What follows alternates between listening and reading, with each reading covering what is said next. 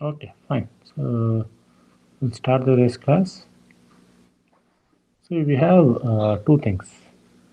One is when you go to your steam turbines work on Rankine cycle, or we call it as a vapor power cycle. Now we'll try to look into the this vapor power cycle. Okay, how the TS diagram and HS diagram for that we can write.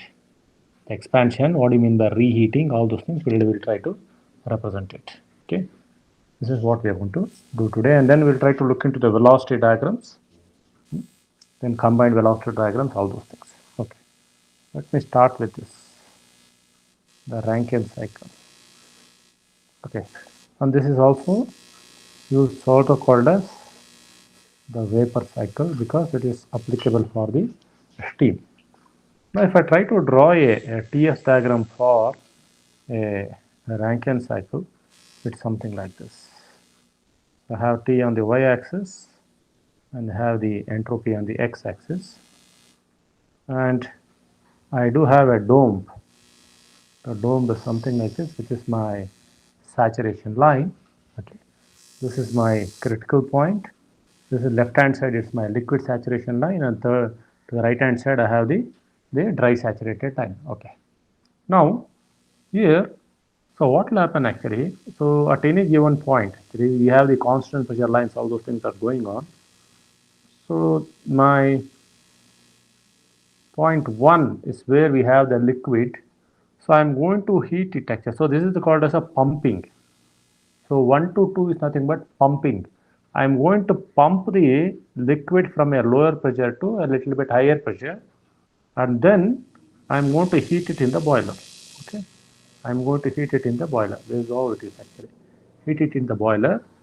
Then I could see that particular thing in the liquid, that is a wet vapor region.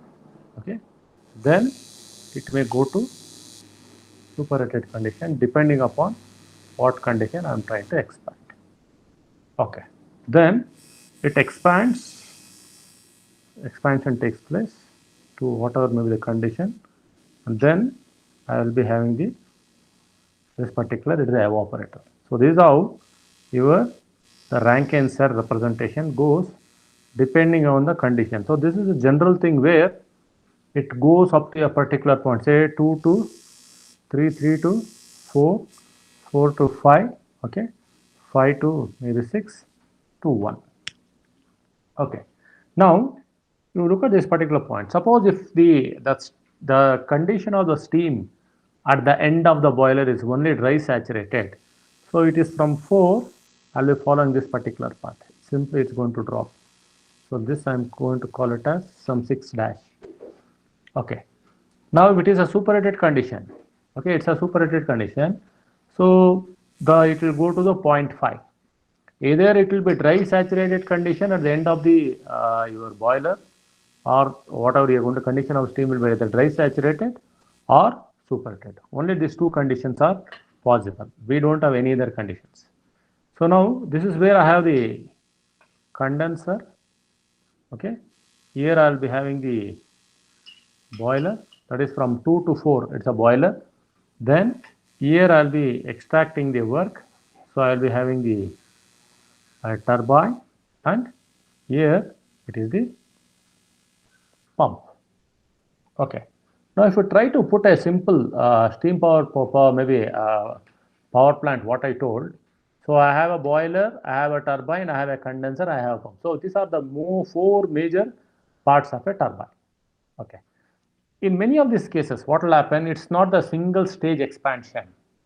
We will be going for a reheating of the steam actually. What is reheating? I'm going to, after the expansion in a first, maybe the high pressure stages, the steam will be heated again, then it's expanded in the lower pressure stages. So what will happen if I go for a reheating? How my TS diagram will look like? So TS diagram with reheating, this is for the Rankine cycle. So what will happen, this is what it's going to be. This is my temperature entropy diagram. Then this is my dome. Okay, this is my dome. So what will happen? So 1 to 2 is my pumping. Then I'm going to heat it in the boiler. Then it goes up to this particular point, that is 3, and this is 4. It is getting heated in your superheater to the point 5. Then it is expanded in the higher pressure stages to 0.6 till it is dry saturated or near dry saturated. Then it's once again heated to its initial temperature. Okay, it's once again heated to initial temperature like this. Then it's expanded. So it's heated to the same temperature. Then it is expanded to this condition. Then so this is what I'm going to see. It's almost a straight line. Okay, so it will go to 7, then it will go to 0.8. So what is the advantage? See, if this is the thing, this is called as reheating. See, this thing what we call as, actually this is called as reheating. Okay, so if you reheat, what, look at the condition of the steam here. Steam is at the, see, steam condition is better at the exhaust, is better. So just I have shown it will be dry saturated. It may be near dry saturated, then be 0.97 or 0.98. It's much drier. And also by doing such things, actually what we will do, so the reheating takes place most of the time. We'll try to use the exhaust gases which is coming out of your superheater before it goes to economizer, what we call actually. That means the reheating will improve the efficiency of the thermal efficiency of your turbine. Okay, so this is one particular methodology. We'll discuss on this reheating and what is called as maybe regeneration. So what we are going to take, actually we will try to take the steam from your maybe I'll try to show that what is it. This is reheating. So regeneration means what we will do is we will try to tap the steam from the high pressure turbine. We will take inside the boiler and we'll put it back into this particular thing. Okay, so regeneration, reheating, all those. Regeneration means we'll try to tap it and we'll try to use it for the feed water, a feed water system.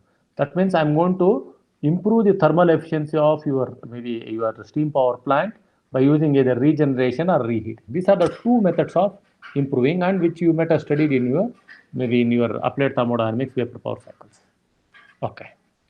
Now coming to this velocity diagram, before actually you get into this velocity diagrams, can anyone tell me what is this meridional plane? You can unmute and speak. Anyone? You might have heard of meridional plane in your turbo machines course. Nilesh, Anand? No, sir. We are not very much sure about it. But did you pass the turbo machines course? Did you pass the turbo machines course? Yes, sir. Then if you don't know turbo, maybe meridional plane, I think better you retake the course. Where you used to draw the velocity triangles? Where are we drawing the velocity triangles?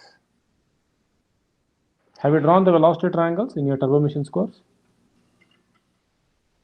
Yes, sir. So if you have drawn the velocity triangles, where exactly you are trying to draw the velocity triangles?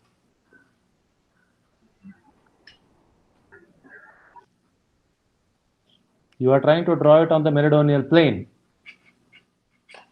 Okay, it's on the meridional plane. Okay, that's where you're going to have that's a circular projection or something like that. So let me look into this meridional plane. So for both radial flow machines and axial flow machines, which should have been taught in your turbo machines course. Meridional plane.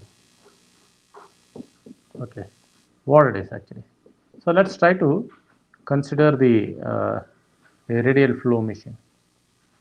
So this is my axis of a radial flow machine.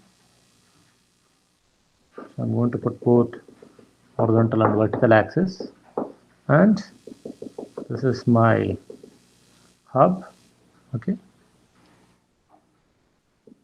Then I have a tip.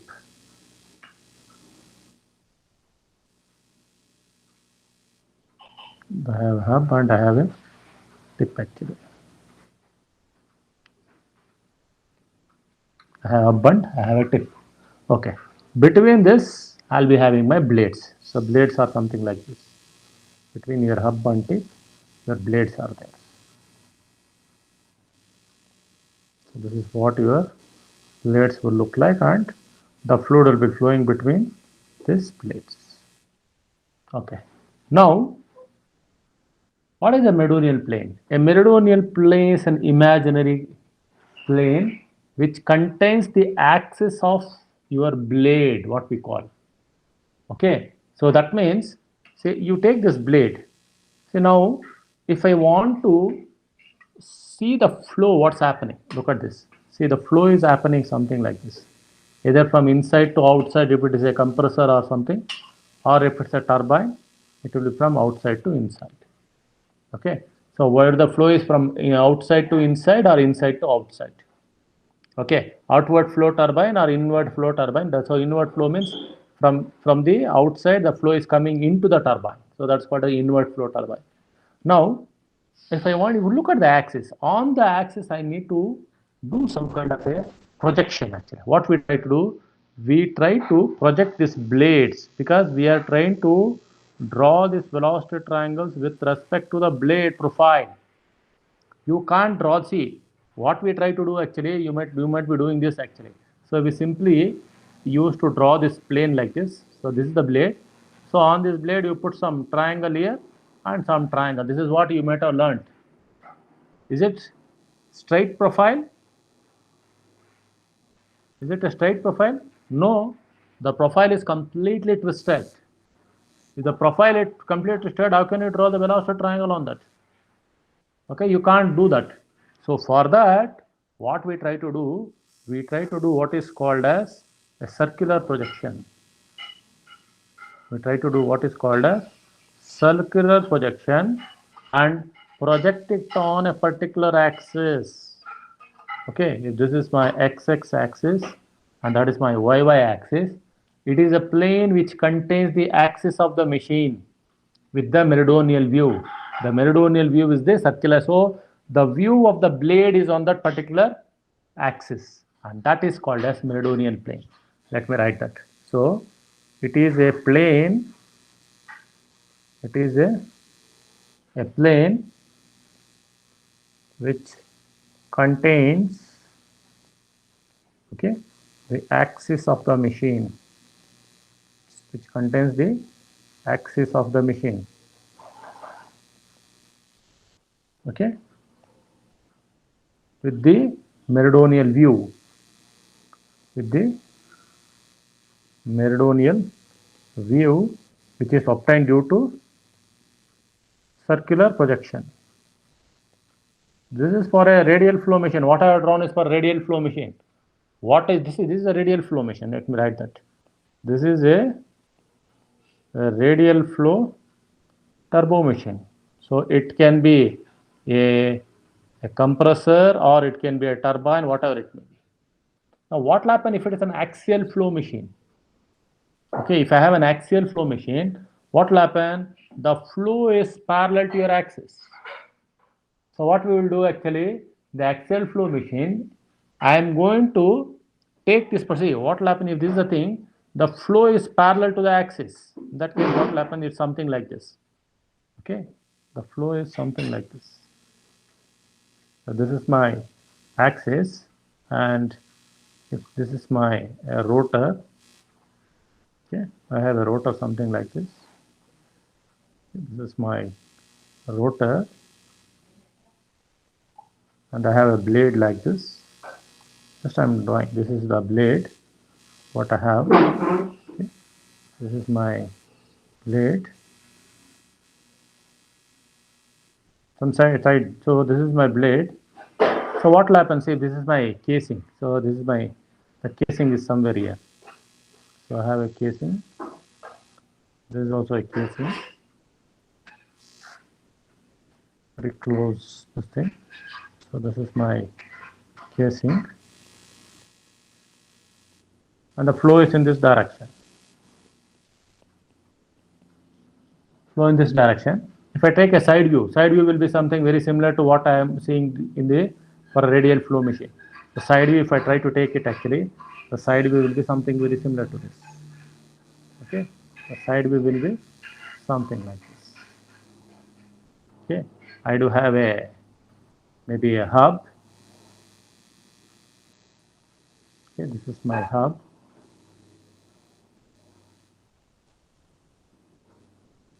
And I have a what is called as a tip actually. This is my tip radius. Okay, hub and tip radius. Okay, fine. Now in between this, I'll be having the blades. Okay, the blades will be something like this. If I try to draw the blades actually. So the blades, what we see for an axial flow machine, it will be very similar to that actually. So that it will be a blades. But here the flow is in direction. So flow is exactly in this direction. The flow is exactly parallel to the axis. How you are going to draw the velocity triangle for such machine? Okay, for a radial flow machine, I can have a circular projection on y-axis. So on the y-axis, I am going to do that.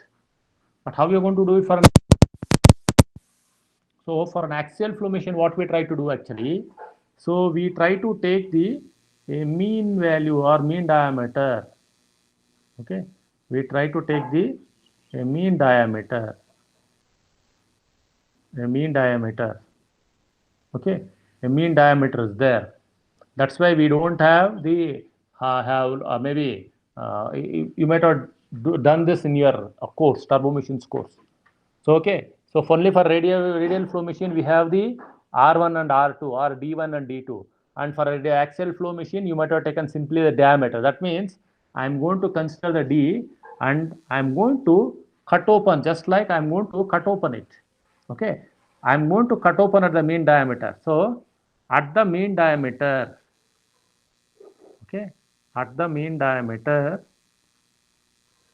we will open this section. That means if this is diameter D, okay, if D is the diameter of that particular section, what I want to do, okay, this is the diameter, or if it is the R means to whatever it may be, around that particular point, I'm going to cut open it, and so if I try to open, what I'm going to get actually, the length will be something like this.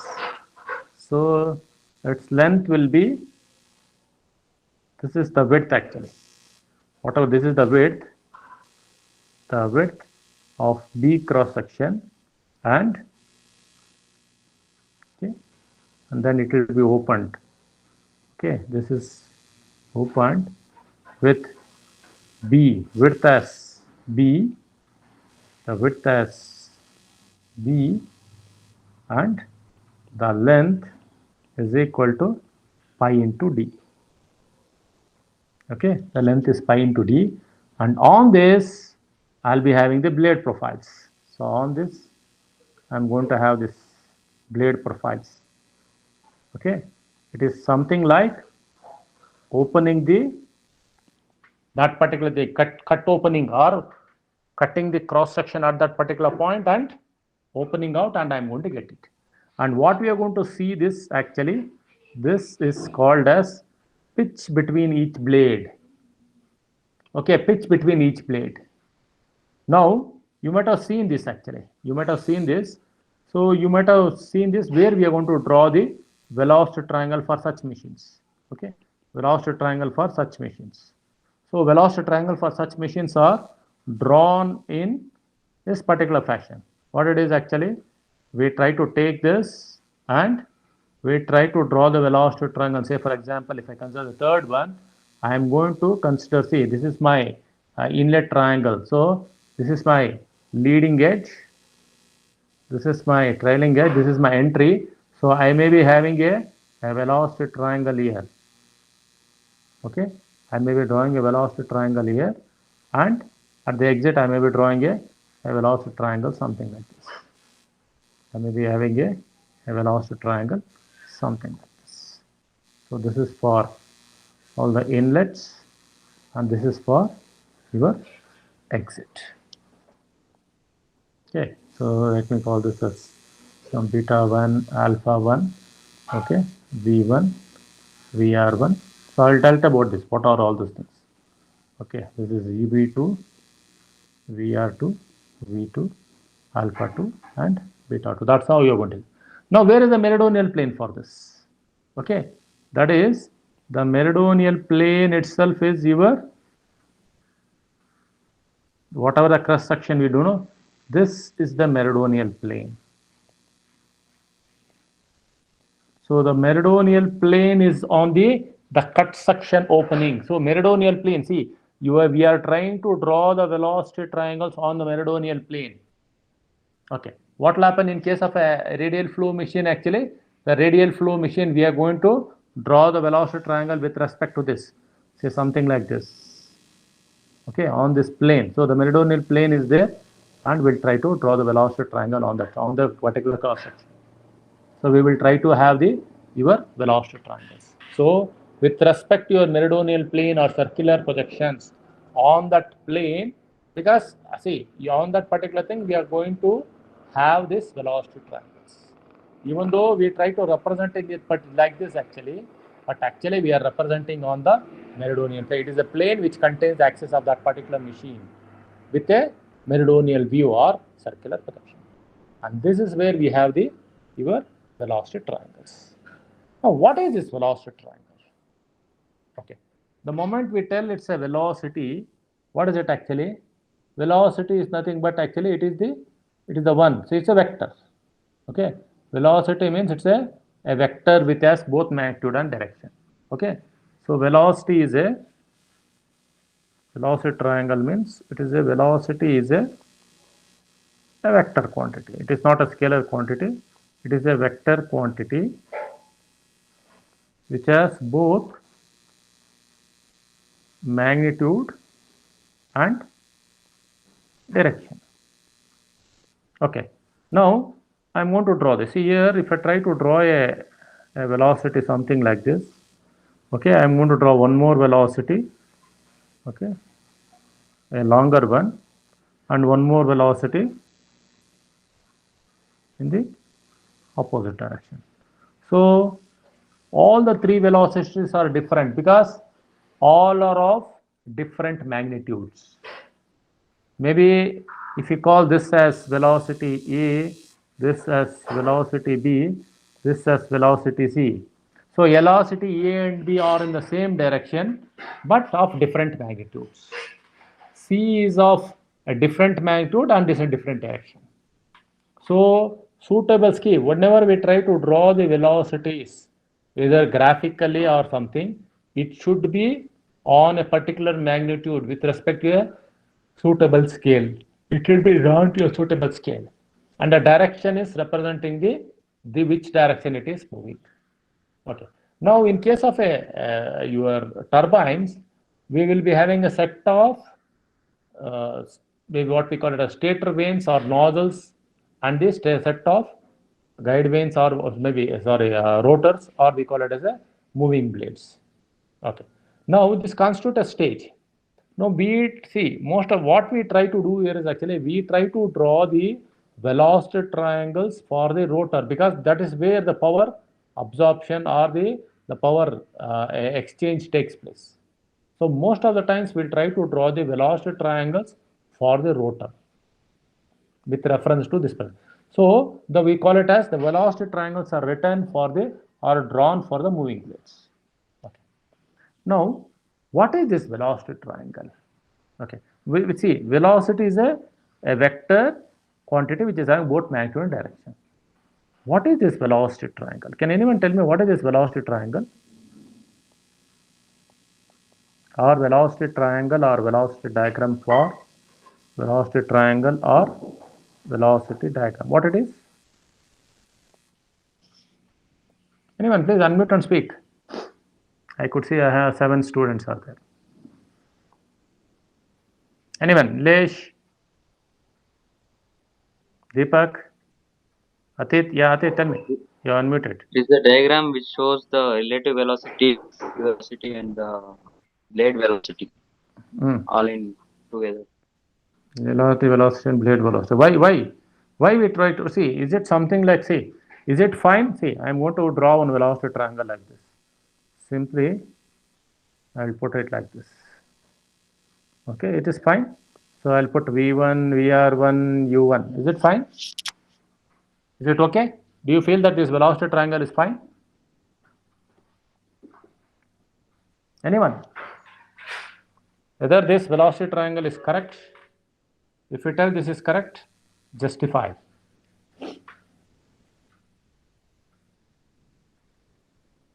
No, first, Praveen. No, sir, it's not correct. Why? It should include input and inlet and outlet parameters also. All the parameters are there, no? V1 is the inlet. Why? What do you mean by inlet and outlet parameters? You should include. So like you have V1 here, and there should also be V2, U2, VR2. Oh, V2, UR2 is also, then only it can be called as a velocity triangle, or it can't be called as a velocity triangle. Where, in which book it is there? So you refer to, for your turbo machine score, you refer to Govinda Gowda. No, right? sir, sorry, I don't remember exactly. Oh, boy, you remember the course at all, first of all, I think. Anyone else? Is the velocity triangle what are drawn is right or wrong? Sir, VR1 should be the resultant of V1 and U1. What do you mean by resultant? How? So the direction I need to change? You have to change the direction of V1. V1, why? Okay, I changed. Is it now it's correct?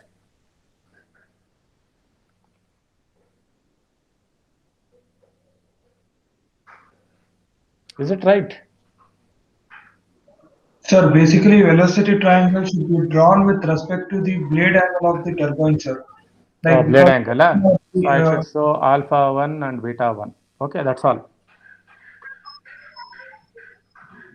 Now it's fine. And we need to show the like how the fluid passes through it, sir.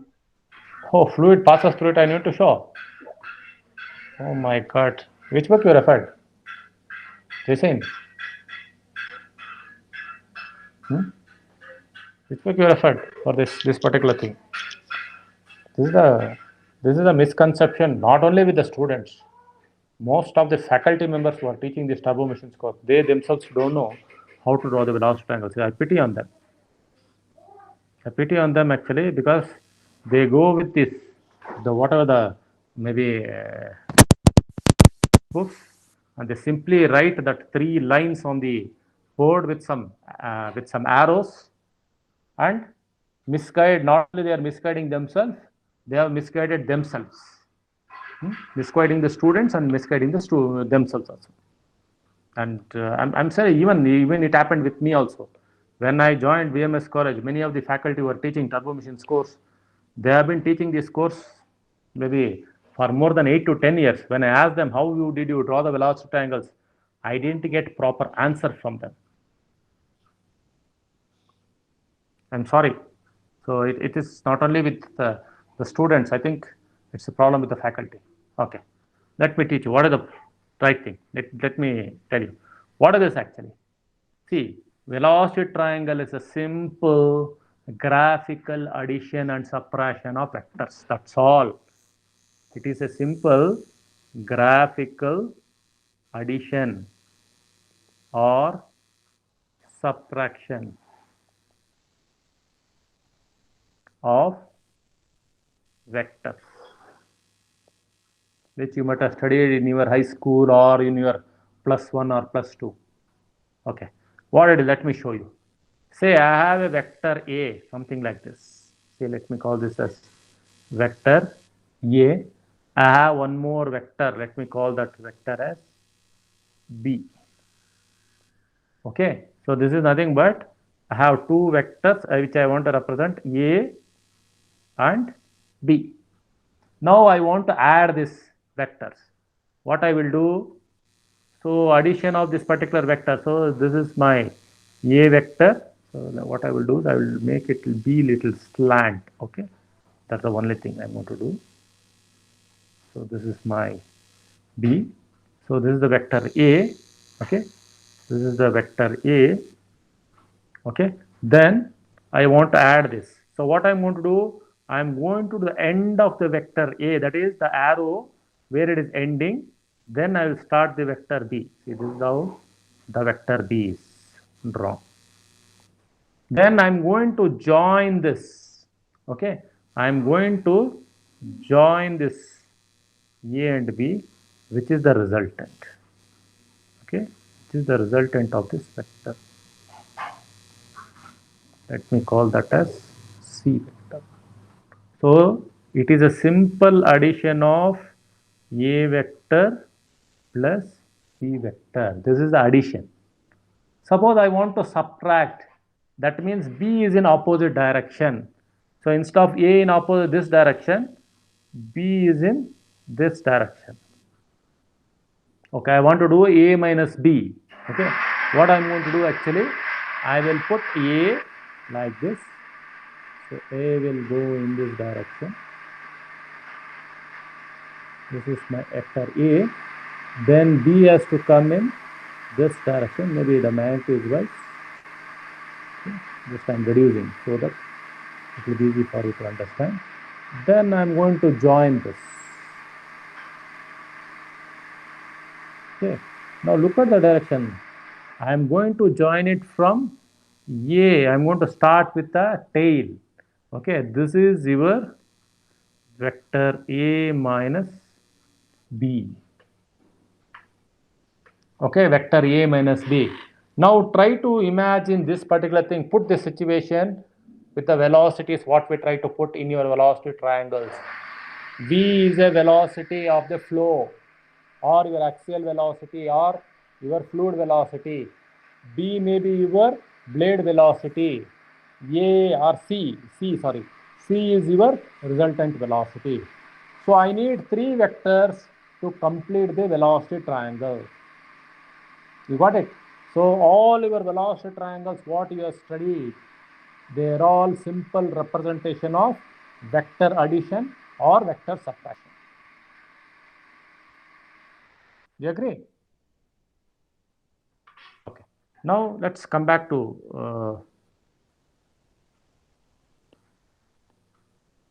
what are the simple steps in your writing the velocity triangles. There are some procedure we'll try to follow. Okay, we'll try to follow that. Let me write that.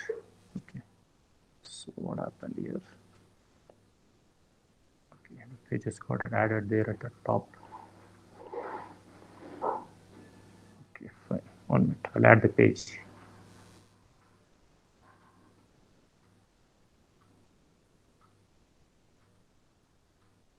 Okay.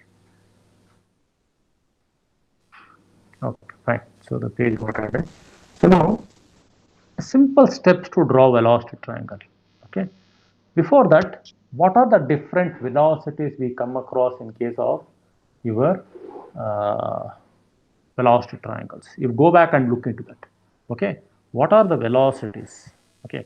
If you want to understand that, you need to get into what is called as your maybe Euler equation. Okay, so maybe I have that Euler equation. Let me go to that sketch and I will try to get that. So this is the thing what I have. Okay,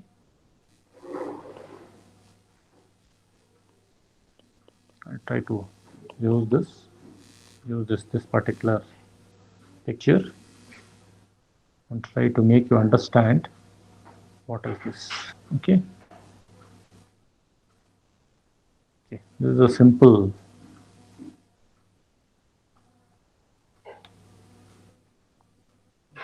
Fine. So it's not coming. I should take that. Okay, let me draw that. It's not an issue. Okay.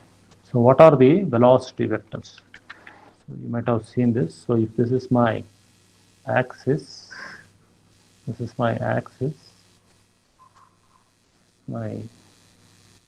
axis, and you may be having a inner radius, something like this. and an outer radius, something like this. Okay, so the fluid is flowing. Okay, the fluid is flowing from inner radius to outer radius, something like this. It happens.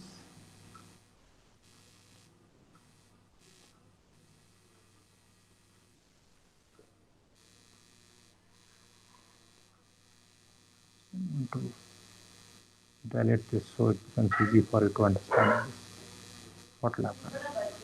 Okay. Now, this is I have a shaft here. Okay, I have a shaft here, and I have a shaft on the other side of it, something like this. So this is a shaft, and it will be rotating like this. Okay, if I call this as R1, okay, and this I'm going to call it as R2. R1 and R2. Okay, so at any given point, what is the flow direction? The flow direction is, this is the direction the flow is happening like this. This is my flow direction. To show you, I am trying to draw the flow direction. Okay, now let us try to understand this. See, if this is the one, that is one is the inlet and two is the this thing. This is my axis. So I told that, see, your velocity is a three-dimensional one. It is not a single dimension. It is a three-dimensional one. So to do that, actually, let's try to draw a simple cube. Okay, let's try to draw a cube, and on that I'm going to represent your velocity. Okay, if I try to draw a cube, this is the what I have. Okay, I'm going to draw this cube.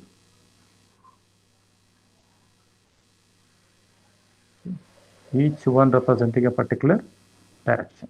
So I'm going to copy this. This is at the inlet.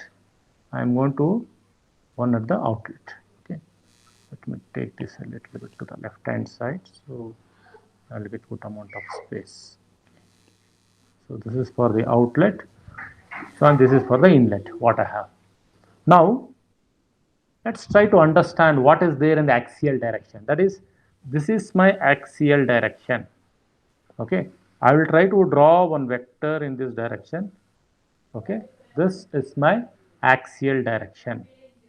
Okay, we know that what will happen in the axial direction, I have the axial velocity. This is at the inlet.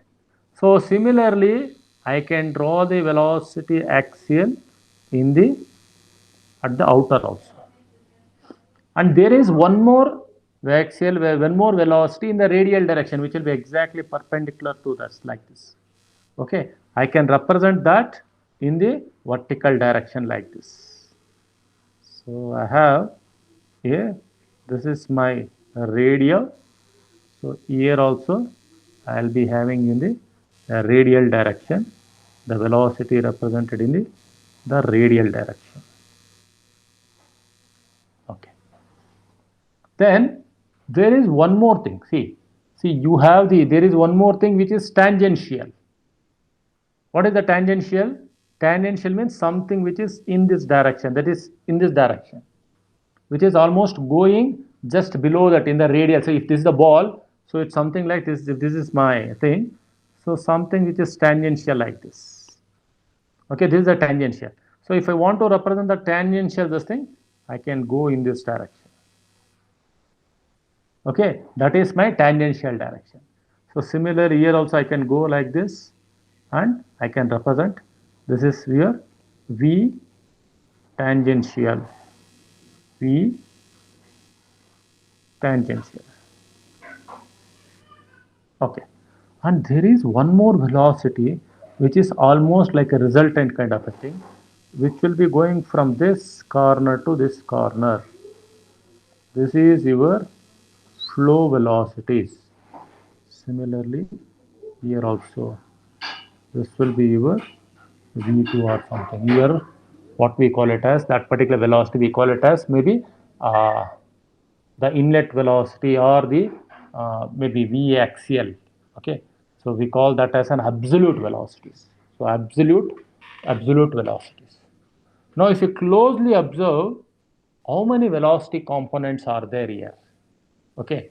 Now, if you closely observe, what is this V actually? V is the resultant of all these three velocities.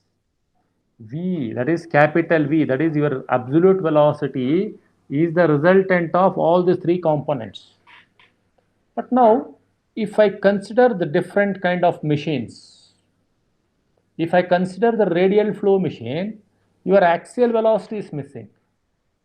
Okay. If I consider the radial flow machine, your axial velocity is missing.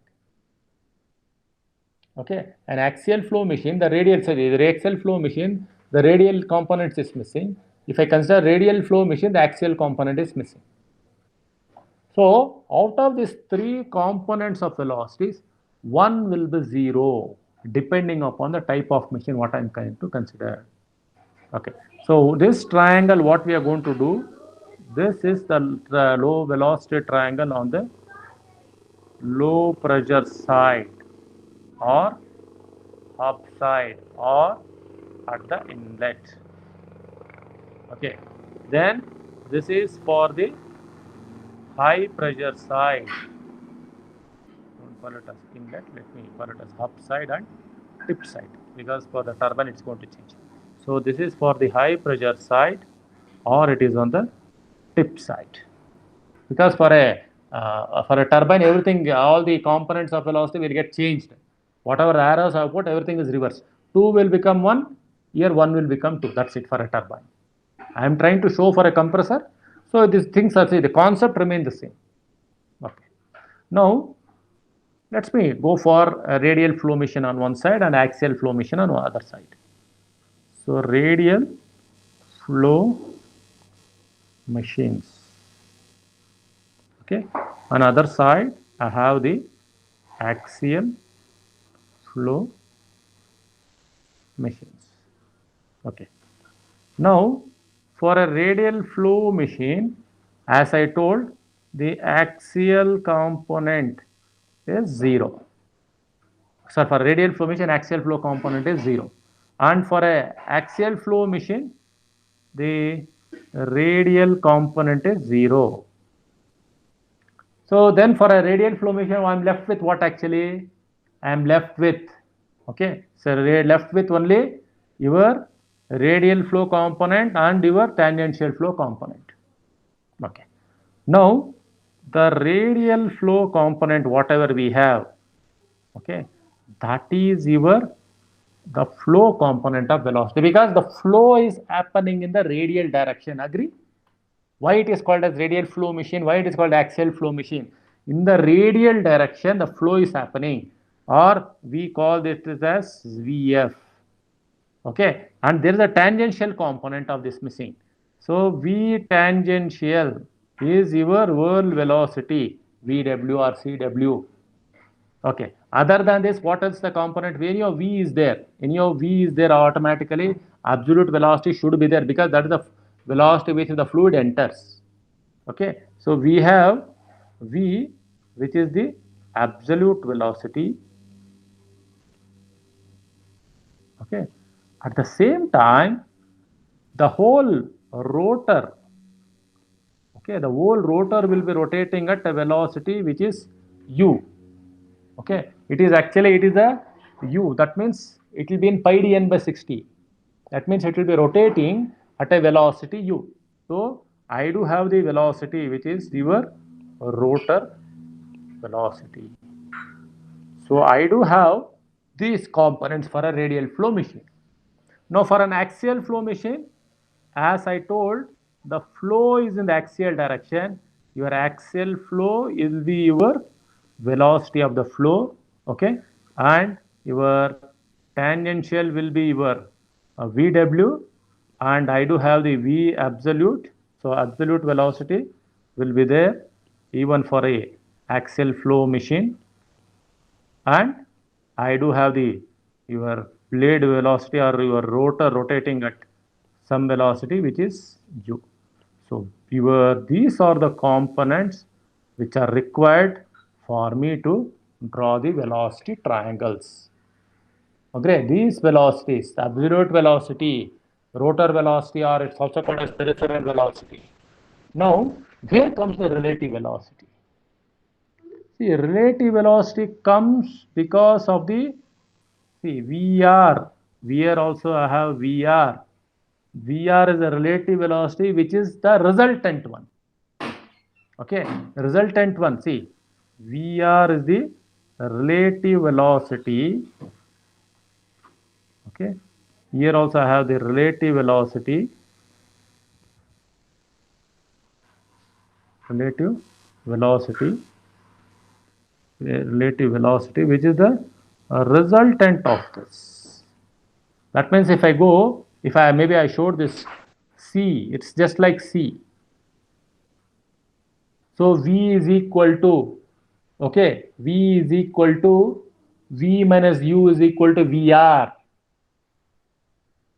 Okay, so that is the rule which we are going to apply. That means your absolute velocity V, see this particular thing, what I am going to see this particular thing. So the relationship between your A, B will be equal to C. That means if suppose I have a velocity V which is always bigger, if suppose my U, this is my VR. So there exists a relationship between your V, U and VR depending upon the numbers. And that relationship is actually your absolute velocity will be the addition of your peripheral or rotor velocity or blade velocity plus relative velocity. So I should be able to satisfy this particular velocity addition or subtraction rule. VR is equal to V minus U, or V is equal to U plus VR. So these are the rules which we need to apply. Okay.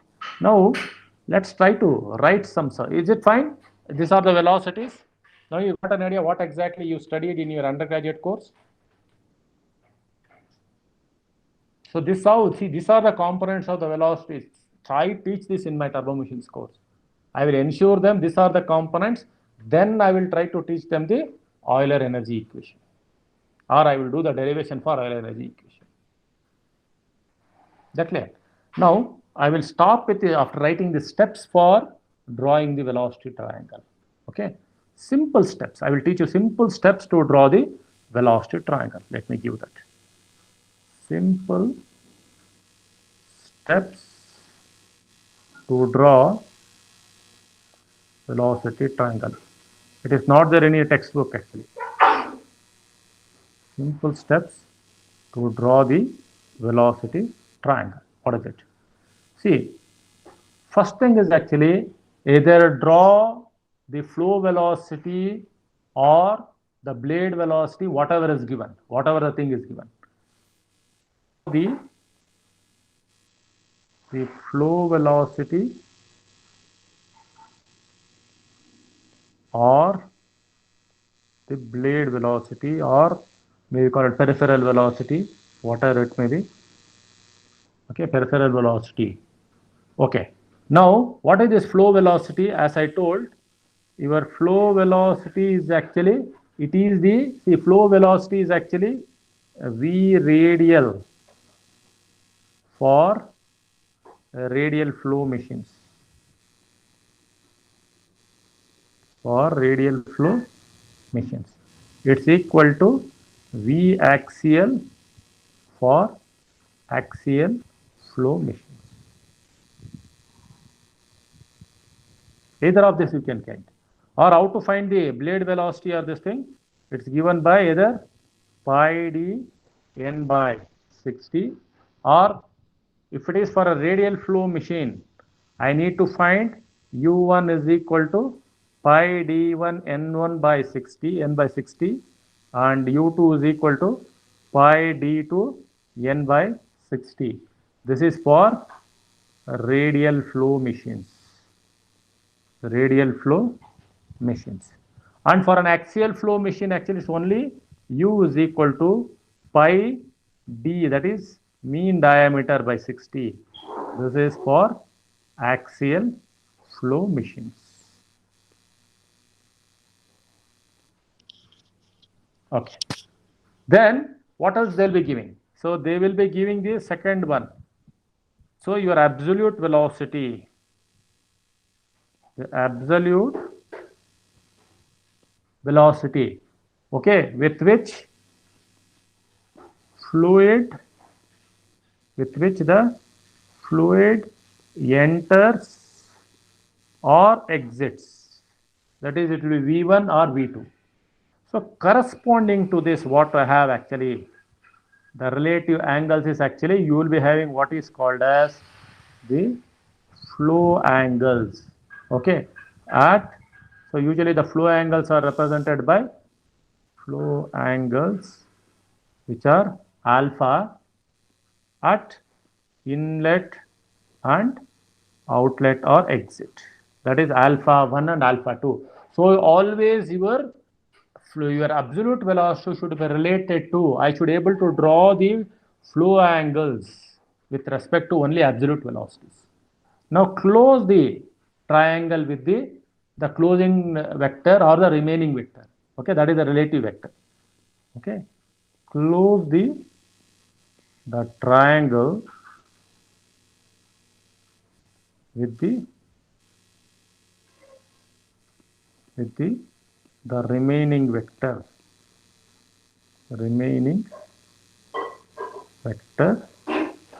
That is your relative velocity. That is VR. It is relative velocity. Okay. Now check the rule. That is, check the rule. That is we call it as a key rule. One is, that is, either V is equal to U plus VR. So both are same. R, okay, VR is equal to V minus U. So either so both are same only. Okay. Now you have this velocity. See, the absolute velocity V has two components. The absolute velocity has two components. Okay, that is your V has a flow component. Okay, a flow component which is your Vf, and it has a tangential component. Tangential component which is Vw or Cw. Okay. Now, when I speak of relative velocity, your blade angle beta is associated with this. Okay. The three main components of velocity are, okay, let me write that last point. Three main components of velocity are, okay, it is V, okay, which is absolute velocity, which is your absolute velocity. The second one is your blade or peripheral or the rotor velocity, and the third one is the relative velocity. The relative velocity. So at any given point, I want to draw the velocity triangle. How many components of velocity are there? Either you will be having the absolute velocity, the blade velocity, okay, absolute velocity, your peripheral or blade velocity, the relative velocity, the flow velocity, and your whirl velocity. So the 5 velocity components are required to draw the velocity triangle. Now, among this actually 5 velocity components, few may be absent. So I can tell that